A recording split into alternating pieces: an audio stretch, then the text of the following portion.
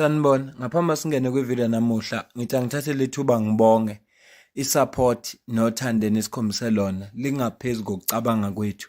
Siyacela niqhubeke nisupporte njalo ngokubuka amavideo ethu, ungakhohlwa ukukhomenta, ushare, ulike. Siyafisa ukuzwa umbono wakho. Sicela ke singene kwivideo namuhla. Emveni kokuba ama-freedom fighters bahlala phansi banegotiator indaba ze-transition from kwi-apartheid to i-democracy lesinayo namuhla kuze kube khona i-constitution nento ezinjalo. Kwathi sekuxoxiwe kwase kuba khona i-Truth and Reconciliation Commission okwakufuneka kuzokhulunywa khona amaqiniso, kukhulunywa ngempela ukuze kubonakale futhi nokuthi yini into ezokwenziwa ukuze isimo sihambe kahle. Khumbula ukuthi lezwe esiphila kulo izwe elinomlando, isikhathi lapho khona abantu abamnyama babe excluded ngamabomu kunohlobo lwemisebenzi ababengakwazi ukuyithola, shuthi babenga participate edabeni lwe-economy. Ngakho ke kunama programs lo hulumeni esinaye ka-ANC awenza onhloso yawo ukuba kulekeleleka abantu laba babe disadvantage ngalesa sikhathi. Noma ke i-corruption ikhona, kodwa funeka kungasilahlekeli ukuthi ukuba khona kwe-BEE yazi yaba i-triple BEE, inhloso yayo ukulungisa amaphutha enzeka ngesikhathi se-apartheid. Ngiyengizwe nje umuntu ethi it's been 30 years ANC yenza ngalutho. Okay, kulungileke, kodwa South Africa is been oppressed for about 400 years. Ngaphambi bakungena apartheid kwakukhona amangisi, still abantu abamnyama babe excluded endaweni ze-economy. Ngizwa abanye bethi ngcono izwe libuyele kwabamhlophe, libuyele kumabhunu ngoba babesebenza ngesikhathi samabhunu. Kodwa uma ngenza research ngithola ukuthi kwayona lemisebenzi ababeyisebenza ungaqhathanisa ngaleza sikhathi namanje kunomehluko omkhulu kabi. Uma ungaqhathanisa nje wawungekuyithola imanager umuntu omnyama ngoba babengavumelekile. Umthetho wawenze lokho ukuthi babengavumelekile. Kuneclip engicela ukucaphunela yona, so Paul emvani kwawo ngicela uzwe la. Is that what you think about employment equity as well? No. What I'm saying is these laws can be used as a cover for corruption, Of course. to make certain people who have access rich. Of course. And the business community is equally guilty because when they see this, they say, well, here's our opportunity to buy into the center of power. Okay. And that's what we're going to do. Yeah, I suppose I'm saying that it can be blanket. Like because employment equity is similarly the same. People think, this is just to disadvantage white people, bring in black people that don't even qualify. And I always use the example of the Standard Bank Group CEO, Sim Chabalala. He got in through employment equity. No, he didn't. He told me that on this show when I interviewed Well, maybe him. he did, but I know Sim Chabalala, and He got in through him. That I is can my tell bank, you that. right? And he's very proud of it, by the way. Okay, let him be proud of it. Let me say that. He is saying to people, I didn't get in on my merits. No, he never said that. I He know. Said, I said say if he it got wasn't, in on his merits. Yeah, he did. But he's also black. If it wasn't, remember, our laws in the past have actually somehow criminalized being black. So no matter how incredible you were at your job, the laws were against you succeeding in any way. So if it wasn't for laws that allowed for people who are black, for their merit to be seen, we wouldn't have people like Sim Chabalala. I'm going to give you an opportunity to respond to that after the headlines. Okay, so Clement, you're absolutely right. Apartheid was a very evil system that locked black people out of opportunity in South Africa. And the Democratic Alliance believes absolutely that there has to be redress. DA kahle kahle iyafana ne-ANC. They speak right and do left. Noma they speak left and do right. uClement uyamkhumbuza ukuthi lezwe line history. Being black was criminalized. Ukuba mnyama nje kunamathuba owavalelekile ukuthi ungabi ingxenye yawo. Yebo, asiyiblame iANC ngokungayisebenzisi kahle itriple BE. Bayisebenzise kabi, kodwa yona uma ingasetshenziswa kahle inenhloso enhle ngoba kufanele kulungiseka isimo abantu abamnyama babevalelekile kumathuba. Le misebenzi ekuthiwa yayikhona ngesikhathi se-apartheid kuyafana imisebenzi engathi shu. ubuke ngenxa yamathuba akhona manje emisebenzi, izindlu abantu abahlala kuzo, indawo abantu abahlala kuzo, zimoto abantu abahamba ngazo, lawo mathuba ukuthi baphile leyo mpilo leyo ayengekho ngalesa sikhathi. And noHelen Zille uyarecognize ukuthi there has to be a redress. Kusho ukuthi imithetho ye-BBBE ayikho wrong. Inkinga ngabantu laba funeka bayi-implemente nabo abantu abayinkinga ngoba le mithetho ikhona for ukulungisa isimo lesake sabakhona. Cela ubone la. The Truth and Reconciliation Commission, one of the things that they recommended was please have a wealth tax against all the don't waste time. Just have a wealth tax. These people have made so much money. They have dug up the gold and the platinum. They send it overseas. Super they did profits. all sorts of things. They did super profits. Just tax them in the first place to equalize, right? And the government said, no, let's not do that. Let's have something that will have buy-in. And they went to the private sector and say, listen, guys, we're not going to implement the so-called wealth tax. Literally, that's how it was. They can come and deny whatever the case is, right? One of the things that Mbeki did that is significant was to reject the TRC's recommendations on a wealth tax and rather say, let's have something that will bring, to put it blunt, black and white together to work on the economy. In other words, with the understanding, naive understanding that the white people will say, we'll have all these largesse, we're going to share it in a structured way. What was a structured way? The BEE Act.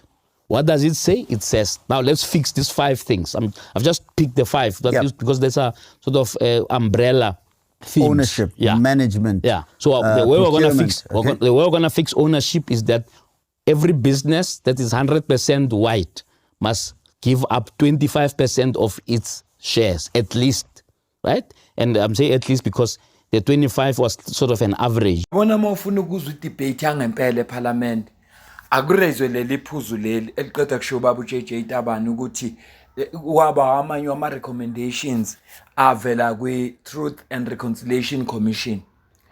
I-EFF ithe ngonyaka ophelile njengoba uhulumeni ethi akanamali, kunama trust abakhona ngesikhathi apartheid, introduce apartheid tax kuthi bonke labantu abazuza ibe yi-once off apartheid tax bese ku-introduce i-wealth tax kwaliwe eParliament.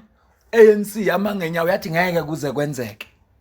Ngiyaxakeka ukuthi kanti noZizi perfect kanje kukhona izinto angazenzanga kahle for abantu abamnyama. Engani uyena onconywayo kuthiwa ngesikhathi kubusa yena kwakuhamba kahle ngoba wayigcina abantu abamnyama bekulesigaba abakuso senhlupheko. Wagcina abanothile benothile benjalo. Yingakho na kuthiwa kwakuhamba kahle ngesikhathi sakhe. Ngenza nje le video ngoba ngidumele kakhulu ukuthi hawo umuntu engimthanda kangaka nengimethemba kangaka kanti wenza into enje kuze kuintroduceke i-BBBE yingoba wayengafuni ukintroduce i-wealth tax. Hayi ngidumele impela abathi ungabomthemba umuntu. Asidlulele phambili kunephuzu elishiwo uformer president uJacob Zuma la mayelana nama negotiations. Ngiyafisa ulizwe ngoba wayekhuluma OR Tambo Memorial Lecture. Ukhuluma nje lento kwakuyi memorial lecture ka OR Tambo. Ngicela uzwe la. Kalenkathi siza lapha ke sizo negotiate nje sizothatha umbuso kufanele ukuthi siphathizwe sibe namasosha sibe namaphoyisa sibe neintelligence neeconomy. Kodwa ngoba sesiya negotiate asayithathi manje sithi nje siphethe sokwento esithanda sokuthiwa sizoyenza kanjani lento phakathi kwethu labe kade besicindezela. Kwavela izinto okuthiwa ngama sunset clauses. Ngangazi nami zisho ukuthini Joshua abafundile. Ngikhumbula kahle ngoba kumunye umhlangano sixoxa ngalento ku reporta i-delegation enegotiatayo ngama sunset clauses. Unkosazana waphakamisa isandla wathi hayi uma kuthiwa kunama sunset clauses asibe akwabe khona phela nama sunrise clauses. Washo njalo. Ngoba yini bona babe nama sunset clauses thina singabi nama sunrise clauses. This was a discussion. But one thing certain, and ngoba ngifuna ukuthi sazi ukuthi siphila sikhona in the balance of forces. Singayikhulumi nje. We had to integrate our forces, Mkhonto, our intelligence force, yonke into. But we were from a weaker position. Ngoba kusho ukuthi singena kuma structures, kwi system, kubantu abebeyiphethe. Sesiyathatha over phela manje. Thina bestrene kakhulu ukuwisa umbuso. Trending ebesina sishaya abantu sibaxoxe siwisa umbuso. Isikhathi sokutrainela ukuphatha izwe sincane. Kusho ukuthi sifika lapha ya kunezinto ezisenza ukuthi sibe weakanyana. Kusho ukuthi ibalance yethu masingena la ithe ukucheck. Kufanele siyo train up. Angithi awekho ama socialist countries. So kufanele siyo train kulamazwe angasithandiyo. Siyo train kuona. Sesiphoqwe yini isimo.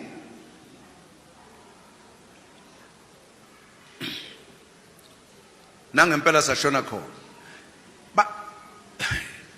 Banolwazi lokuinfluencer abantu.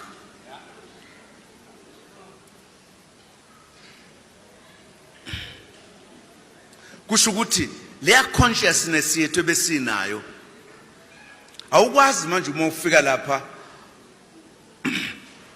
ufika kulamazwe kade ngikhuluma ngawo ufika ukukhuluma ngento obukhuluma ngazo umunga la.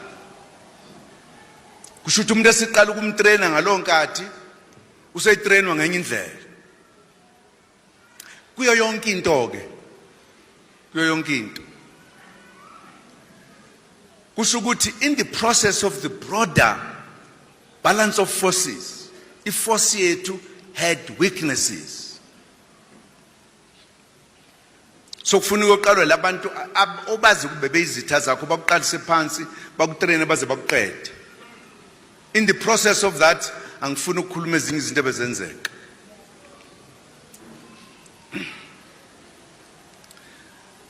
Noma sesiphathizwe, sesiliphatha with the sunset clauses and other things.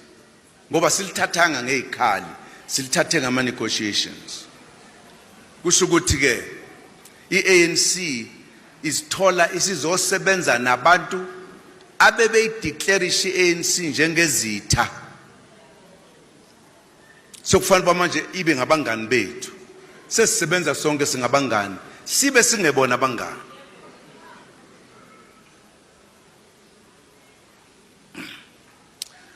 Banesilonda ke sokuthi le ANC ephethe South Africa yayongena yathi shiqe emakomanisini. Yona futhi enkulu umbutho wesizwe kusho ukuthi ine influence enkulu eSouth Africa iANC. Kanti South Africa ibaluleke kabi kwibalazwe in the geography of the world. Sakhe Southern Africa uma ufuna ukunqamula ezweni ufune kuzodlula la. Ibalulekile ke leli lizwe. Kusho ukuthi kukhona into abafundisiwe abathi sphere of influence.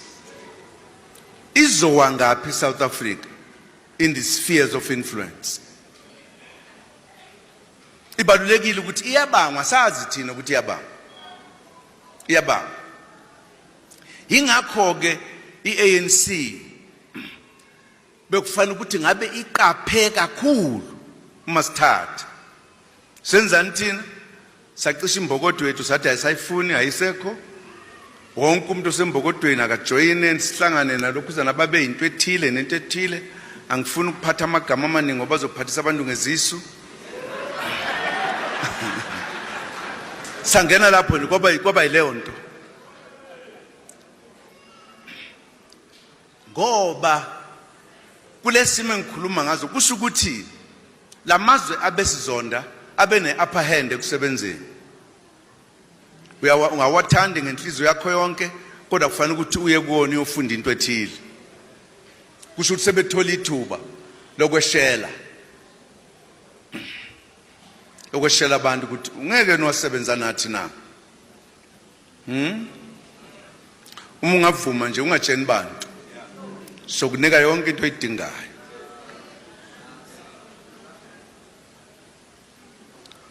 Now, uma kukhona abavumile kusho ukuthi i-weakness yethu becomes more. Kusho ukuthi in the balance of forces we are getting lower and lower in the balance of forces. Ngoba usunomuntu manje uhambile utrain ubuyayo kufanele enze yonke into kodwa usenginqena nje ukusebenzisa igama lesizwe kodwa ngalisebenzisa. Useshendeza nesitha. Ungasukhumbula ama video nje a recent ka former president uThabo Mbeki ukhulume ngama apartheid agent and spies within iANC. Labantu abasebenza nesitha leseshuwo uformer president Jacob Zuma. Kodwa onhloso yabo ukufeza inhloso zalabantu asebemrecruitile, zalabantu asebasebenzele. Zeshende labo. Njengoba njengokusho kaZuma ukuthi useyashendeza manje lo muntu ngoba akasaphelele la. Kodwa kunabantu asebenza nabo. Angazi kukhulunywa ngobani. Angazi ngoba no former president uThabo Mbeki akasitshelanga ngokudlula ukuthi ukhuluma ngobani. Nangu no former president uJacob Zuma akasitsheli futhi ukuthi ukhuluma ngobani. Kodwa khona labantu laba abagcina besheliwe ukuze kuseche besebenze nesitha. Ibhlungu ke lento. Ibhlungu ngempela ngoba kukhona abantu umsebenzi wabo ukugcina abantu abamnyama behluphekile. Isiphi isithe esingavumela ukuthi abantu abamnyama bakhululeke? Isiphi? Siyibambe le video. Ngicela ukuzukuphala kwakho la comment section. Ngizwana ukuthi ubona kanjani lonke lolu daba esilixoxayo. Belibalekile lolu daba ukuthi sike sidingide kancane ngoba i-BBBE inhloso yayo is to redress ngoba lezwe linomlando ukhona la lisuka khona. Inkinga abantu abalisebenzise kabi. Lento iyafana nenkulumo yeBhayibheli. iBhayibheli laba ingxenye yabacindezeli laba ngelinye lamathuluzi abacindezeli abalisebenzisa ukuze bacindezele abantu. Kodwa lokho akwenzi ukuthi iBhayibheli libe libi ngoba lifundayo bayabona ukuthi hayi lento esho bacindezela yikho ukuthi nje la sebenziseka ne-BBBE kuleso simoke. I-right yona futhi uma inga implementwa kahle izokwazi ukuthi yenze ukuthi isimo sibalance, hayi ukuthi umnotho usale ezandleni zabamhlophe. Kodwa okubhlungu ngayo ukuthi ivele ngoba uformer president uThabo Mbeki engafuni ukuthi kube khona i-wealth tax. Ibhlungu ke lo party ukuthi BE le engasawenzi futhi nomsebenzi wayo kahle ivele ngoba uformer president engafuni kutaxwe laba abamhlophe. Hey wazo abathanda bo. Mina nawe sidibane kwe video landela ungakhohlwa ukusubscribe, comment or share or like. Ngiyabonga.